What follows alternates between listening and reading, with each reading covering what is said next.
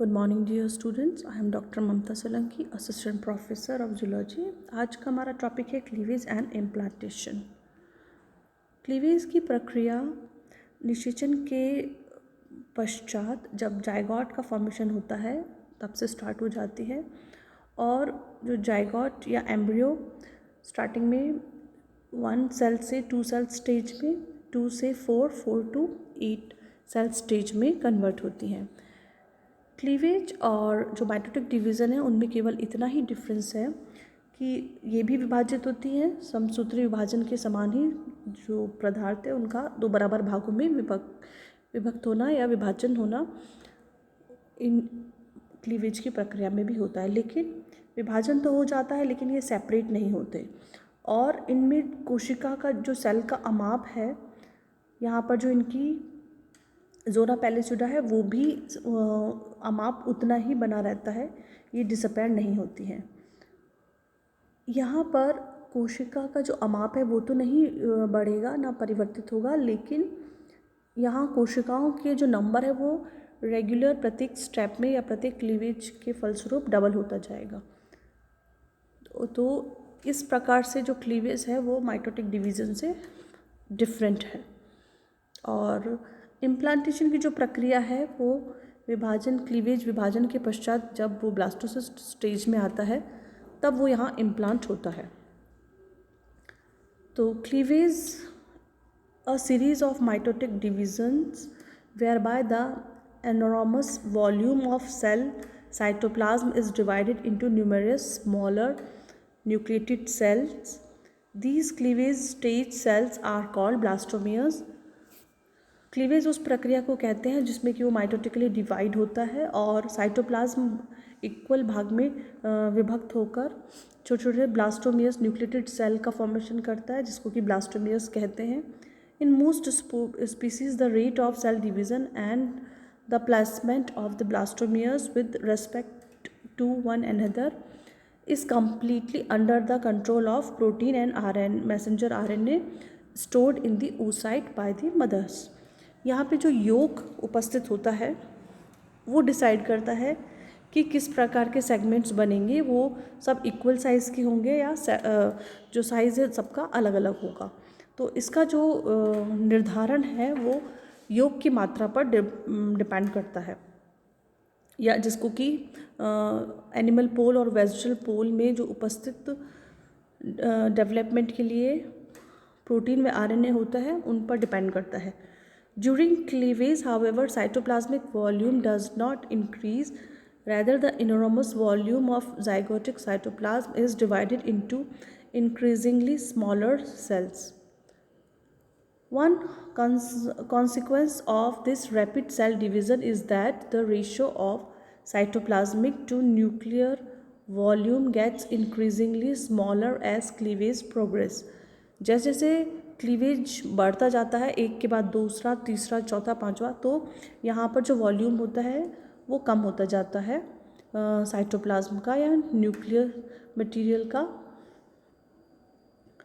The decrease in the cytoplasm to nuclear volume ratio is critical in timing the activation of certain genes. For example, in the frog Xenopus, transcription of new message is not activated until after 12th division. At that time, the rate of cleavage decreases, the blastomeres become motile, and nuclear genes begin to transcript. This stage is called the mid-blastula transition. Thus, cleavage begins soon after fertilization and shortly after the stage when the embryo achieves a new balance between nucleus and cytoplasm. ये cleavage की stages हैं जिसमें कि zygote है, divide होके 8 stage cell है जिसमें कि क्लीवेज से ये ब्लास्टुला का फॉर्मेशन होता है। ब्लास्टुला जिसमें कि अनियमित आकार की छोटी छोटी ब्लास्टोमेर्स उपस्थित होते हैं, और ब्लास्टुला के बाद यहाँ पर मध्य में कैविटी का फॉर्मेशन होता है जिसको हम क्रॉस सेक्शन करके देख सकते हैं, इसको ब्लास्टोसील कहा जाता है। अब यहाँ पर ब्लास्टुला से गैस्ट्रुला का फॉर्मेशन होता है जिसमें कि कुछ मूवमेंट होते हैं अंदर की तरफ, ये एंटर करके लेयर का फॉर्मेशन करता है, जिसमें कि एक्टोडर्म, एंडोडर्म और ब्लास्टोसील का फॉर्मेशन होता है। ये ब्लास्टोपोर है। और गैस्ट्रुलेशन, जिसमें ब्लास्टुलेशन में जब गैस्ट्रुला या विभिन्न प्रकार की गति होती है तो उसको गैस्ट्रुलेशन कहते हैं। और यहाँ पर जैसे ये अंदर की तरफ मूव करेगा, यहाँ एक पोर बन जाता है जिसको कि ब्लास्टोपोर कहा जाता है। Division of first cells to many within ball the same volume is followed by the hollowing of that ball to the blastula.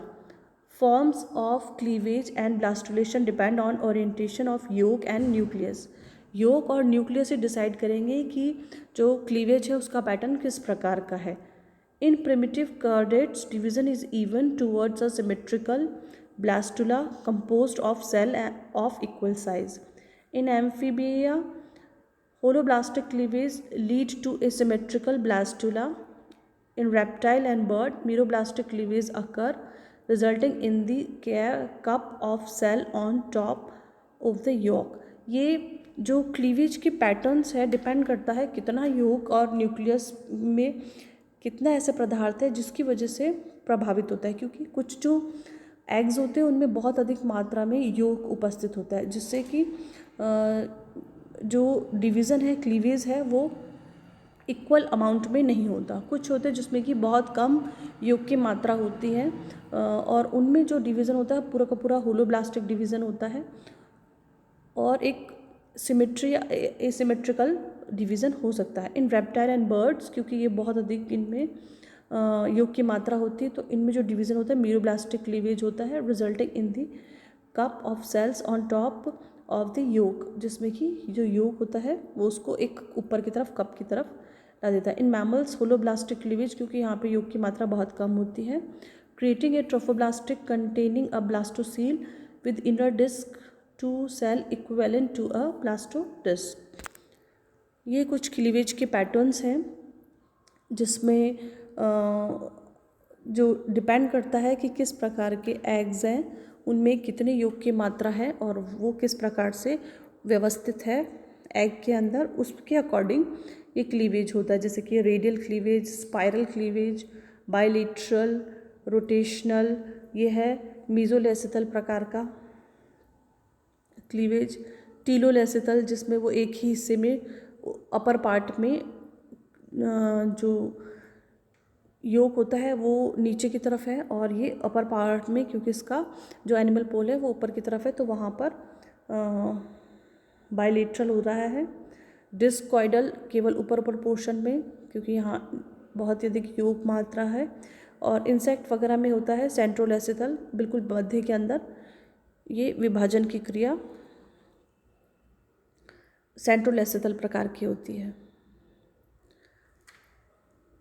Cleavage में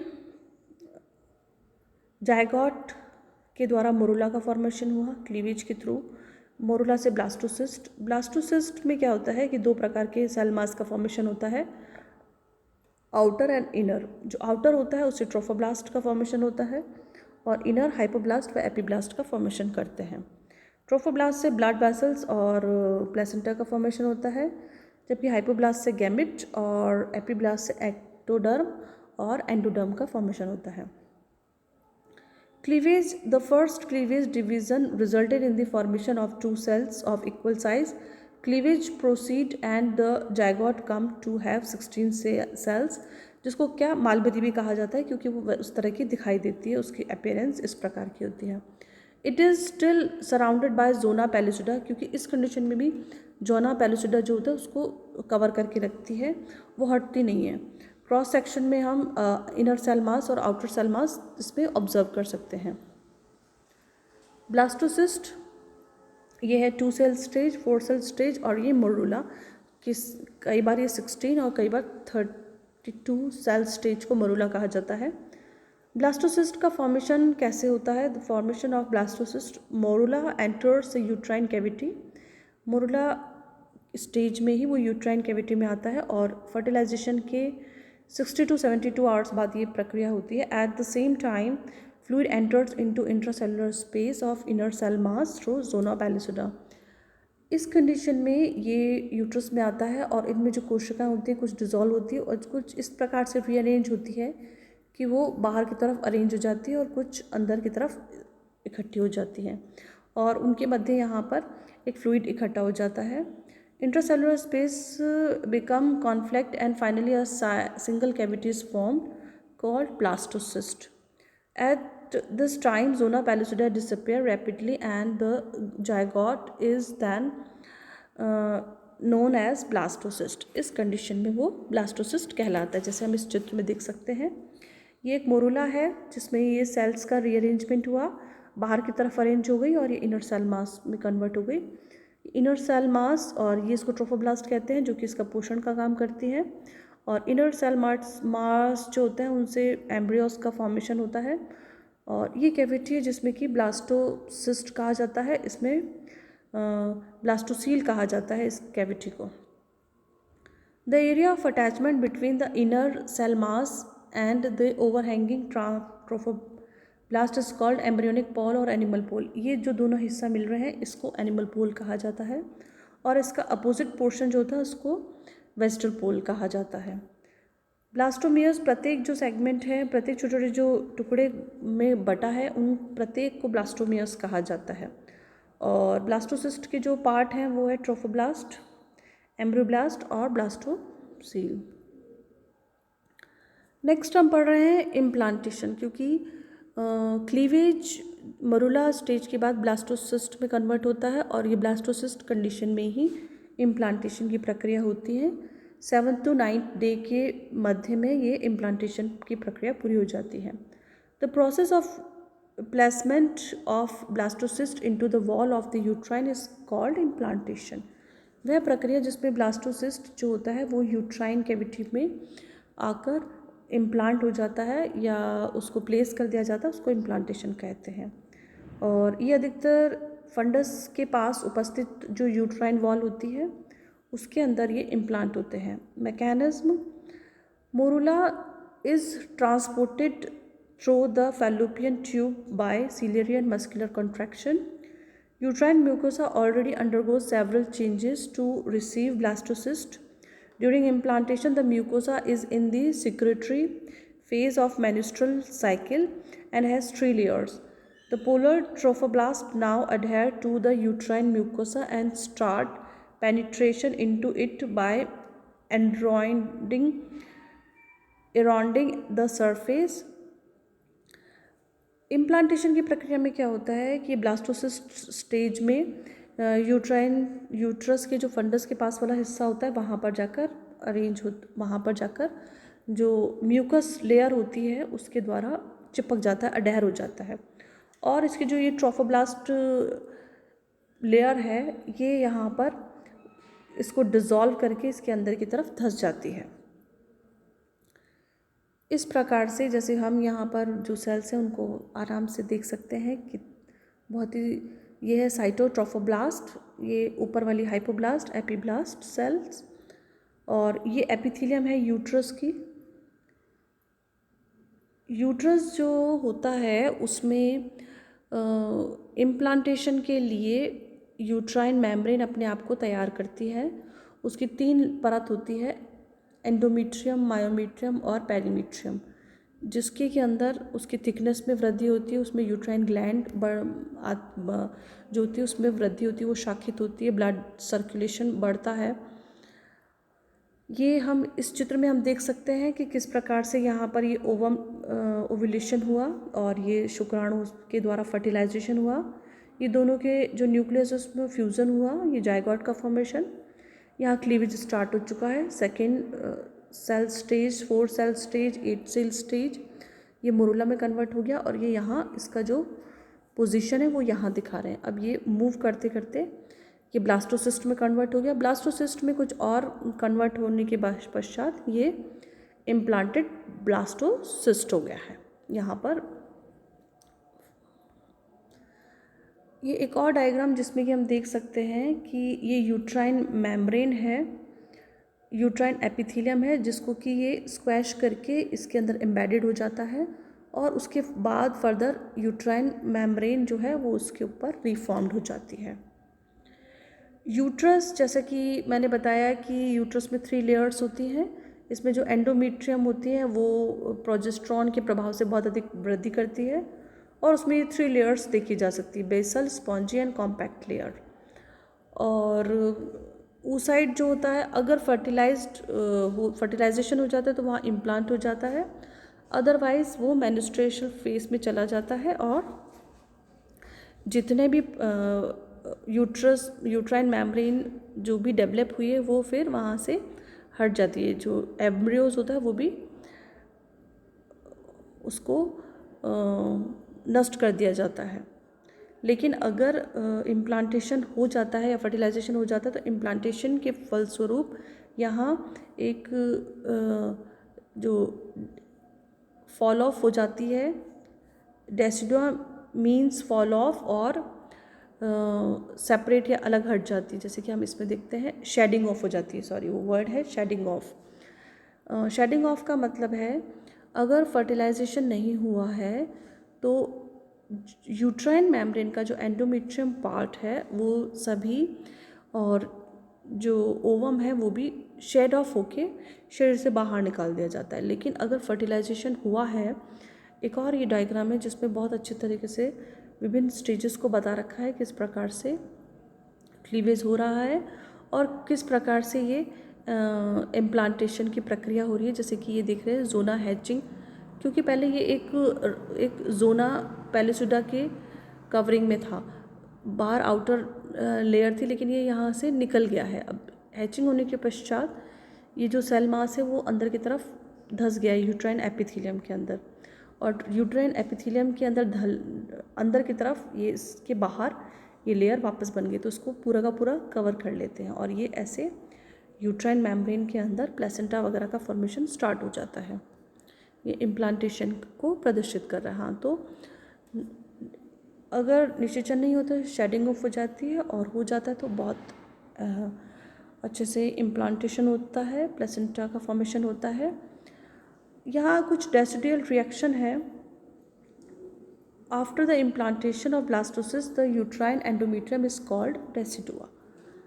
यूट्राइन की जो एंडोमेट्रियम उसको डेसिडुआ कहा जाता है, और इस डेसिडुआ में होते हैं थिकनेस बढ़ती है, इंक्रीज वेस्कुलरिटीज, इलोंगेशन, ब्रांचिंग होती है यूट्राइन ग्लैंड की, डेसिडुअल सेल्स का फॉर्मेशन होता है और इंक्रीज ल्यूकोसाइट। ये सब चीज़ें क्योंकि एंडोमेट्रियम की अब जो वॉल है वो डेसिडुआ कहलाएगी।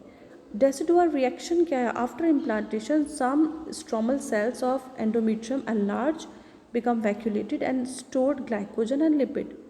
These changes in stromal cells are called decidual reaction. Then division of decidua. Decidual basilis, it is the portion where placenta to be formed.